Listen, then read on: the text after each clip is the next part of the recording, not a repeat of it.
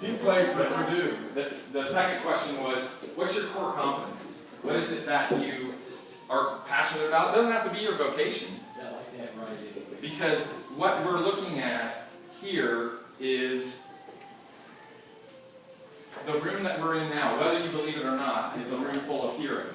And when I say that, a room full of heroes, what I mean by that is if you understand the power that you hold within you, you have decisions that you make every day of your life. Some of the decisions are actually gone through, and the analogy or the story that I heard about that is there's 5 seagulls on a dock, and one of them decides to fly away. How many seagulls are left on the dock? Well, there's still 5.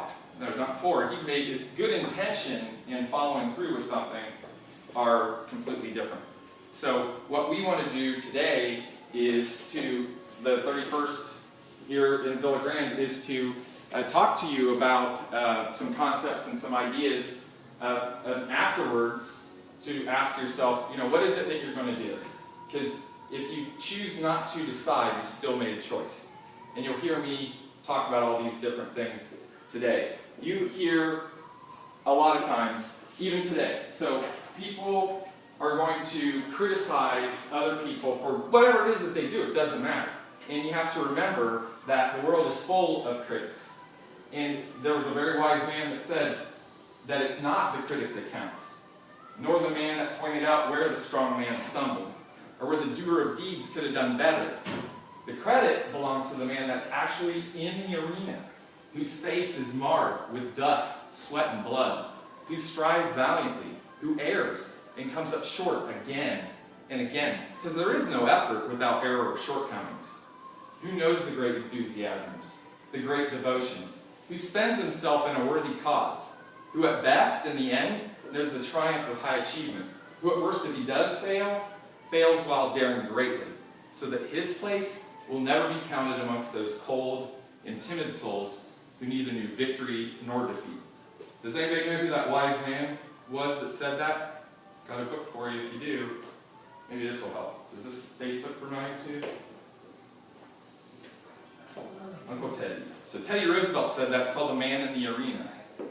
And it's something that I think about a lot because there are people that, whatever it is that I do, they're critical. Oh, what are you trying to sell me now? Or, oh, what are you doing now? This, this sounds like a scam, or whatever it is. I don't know. But you know exactly what I'm talking about. So Roosevelt allowed me to realize that I just have to be true to myself, understand that what I'm doing, I want to do for the greater good of people. So the other thing, the question that I ask and I get feedback on is, what is the #1 reason for success? And it's funny because the #1 reason for success is the exact same reason for failure. Does anybody know what that is? It's okay if you don't, that's what I'm here for. There is a reason, and it's all based upon what it is that they put in their head, what it is that they are trying to achieve in their life. Why doesn't everybody achieve success? And success is different for everybody, isn't it? It's not the same for everybody. One success for one person is vastly different for somebody else. Looking around the room, I can see what your rituals are, your daily rituals. Okay? For Jim Martin over here, who's one of our affiliate colleagues, thank you, Jim, for recording that. It's obvious to me that he works out at least 4 times a week. Just by looking at him, I can tell that's part of his ritual. Okay? Another word for ritual is habit. The #1 reason for success is the exact same reason for failure, and that's habit. So what I want to do as a leader, as a member of society, is I want to cultivate excellent habits, and I want to become their slave. Og Mandino said that, and one of the things that you'll know about me is that I utilize other people's words, inspirations, to propel me to whatever it is I want to do. Feast on other people's words, Jim Rohn said, who's one of my mentors. In order for me, that's the reason why I was able to recite that long quote from Roosevelt, is because I wanted to. And what we're seeing today in our society is, and you know all this, but there are children that are coming from broken homes. There are no father figures. There is a cycle of what we call welfare in this society, and what we want to do, and what I'm going to talk about today, is breaking that, is being a catalyst to exact change in that area, because if we continue to do what we're doing, it's not going to get better, is it? It's going to get worse. So it starts with the kids. And the thing that the children are craving, when I was growing up, I wanted structure, I wanted discipline. I didn't have it, but I ended up going to the military and I got it in spades, okay? So what we see is that things like discipline, things like building self-confidence and esteem, but the biggest part of that is the guidance, is the system. So I have a magazine here that I'm going to refer to later, but this gentleman right here, his name is Reid Hoffman. I don't know if you know who he is, but there's a reason he's on Forbes magazine, which is a very famous periodical. But we're going to talk about his habits. We're going to talk about his children and understanding that someone that has reached the pinnacle of success monetarily, why that is. So you've heard the axiom, give a man a fish and he eats for one day, right? Teach a man to fish and he eats forever. So that's what we want to do. We don't want to enable anybody. We don't want to give someone something that they're not going to be able to be more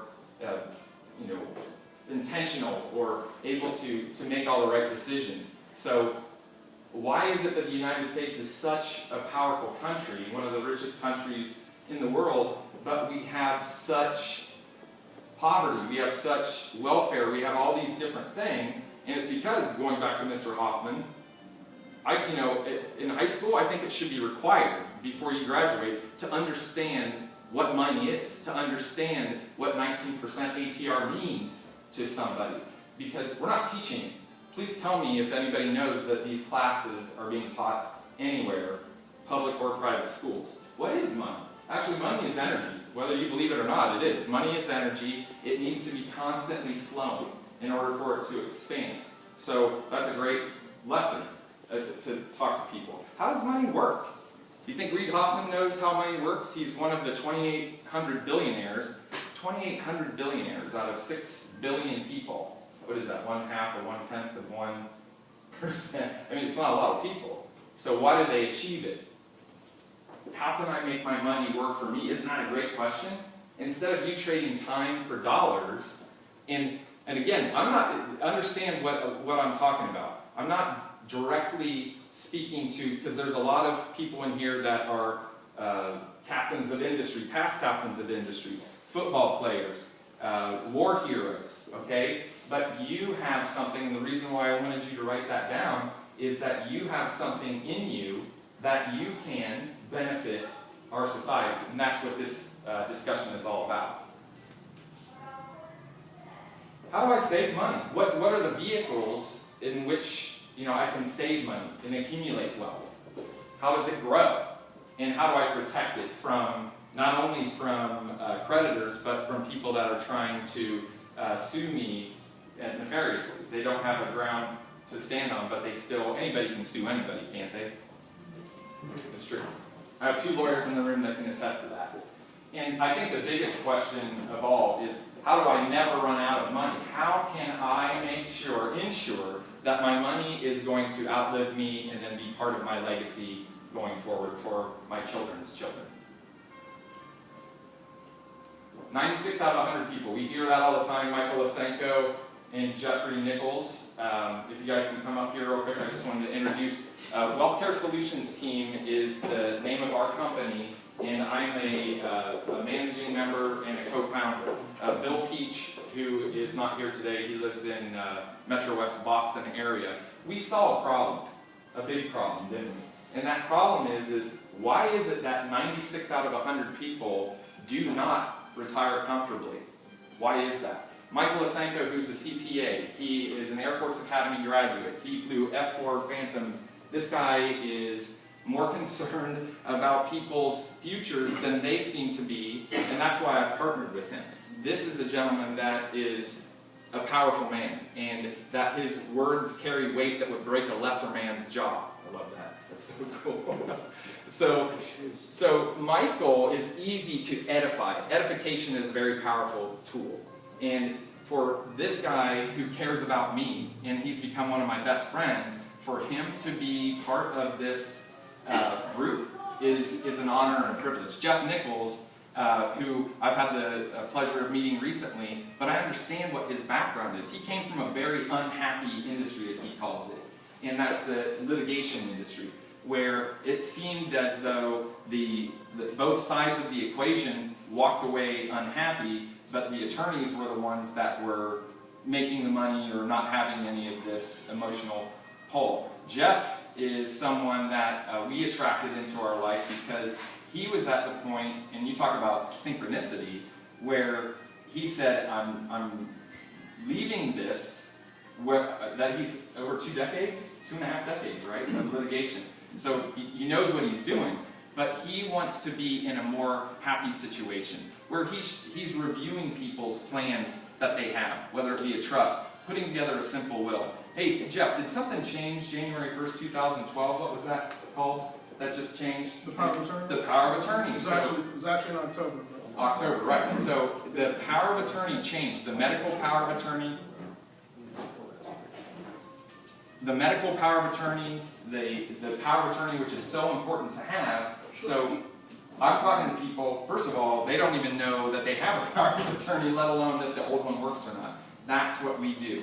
The reason I wanted to just briefly bring these guys up is because I feel honored and privileged to be equally yoked to these gentlemen that are captains of their industry. Between all three of us, I think we have close to 100 years of experience in life and health insurance, in registered representative, FINRA, SEC. Both of us, I work for Merrill Lynch, she worked for Dean Witter, and of course the attorney. So that makes up the core of what it is that we do. Thank you, gentlemen. Good to see you. Are you saying that you are financial advisors? Is that what's the basis? We are, yes, we're a group of people that assist, like our demographic, it would be small business owners, families, individuals between the ages of 30 and 65, okay? And what we do is we go in and talk to them and say, one of the easiest ways for us to do that is just to ask for a simple review. You know, I'm all set. Oh, you might say you're all set, but if I go to the doctor and the doctor says I have 6 months to live, I'm going to go to another doctor until I find out, you know. So the problem with that is that people don't understand, because there's so much stuff out there, and the reason why Wealth Care Solutions team works is because I've got the attorney that puts the estate plan together. I've got the CPA, the tax professional, that enables them to really see what is going on with the tax implications of that estate. And then you have someone like myself that can help with the health insurance, med subs, long-term care, life insurance, annuities, all the things to fund the trust. So that's where we also have affiliates that do FINRA, SEC, I have a Series 7 licensed broker, I have property and casualty people. I have people like Bob Leibold here, who's one of my mentors, and very happy that he's in attendance. But this guy, first of all, he knows everybody in town. Dr. Bob is his name, and he's someone that I really am grateful is in my life, because he just brings so much power and expertise in what he does. He's someone that works with people, finding them money, helping them with mergers and acquisitions, but this is things that we need as far as an affiliate, and that's what we're working on. Why I have up here Walmart and Wendy's. So one of the things we talk about is going to work because you want to, not because you have to. So the 96 out of 100, only 4% of the population can retire comfortably is what is said. So if 96 out of 100 can't retire, what do they have to do? They have to continue working, don't they? And you know what I'm talking about. You've gone to Walmart and you've seen the gentleman there that is in his 70s or even in his 80s. I've seen that. Or Michael and I were at Wendy's talking after a meeting, and we saw probably 80, Michael, would you say? 80-year-old woman scraping gum with a putty knife in between the grout on the floor. Now, when she was 30 years old, 25, 40, I don't think she thought that she would be there.